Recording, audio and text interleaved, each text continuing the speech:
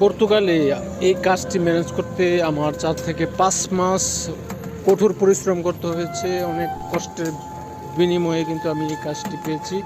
তবে বিভিন্ন কোম্পানিতে আমি প্রচুর সিভি, প্রচুর পরিশ্রম করেছি, ঘুরেছি, বেকার জীবন কাটিয়েছি। তারপরে কিন্তু আমার এই কাজটি পেতে আমি সাকসেস হই। তো এই কাজটি কিন্তু এত সহজ কাজ নয়। এটা কিন্তু আপনারা দেখতে পাচ্ছেন, চিকেন গ্রিল আগুনে থাকতে হয়। তো খুবই কষ্টের কাম। আসলে প্রবাসীরা কিন্তু এভাবেই, প্রত্যেকটা প্রবাসী কিন্তু কষ্ট করে যাচ্ছে দিনের পর দিন।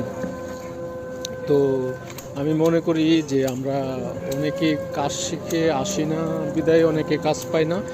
তো আমিও কাজ শিখে আসিনি, তবে এখানে এসে শিখতে হয়েছে। তো এখন আমি মোটামুটি পুরো কাজটাই শিখে ফেলেছি। তো রেস্টুরেন্ট, পর্তুগালের যে খাবার আইটেমগুলো সবগুলোই আমার এখন শেখা হয়ে গেছে।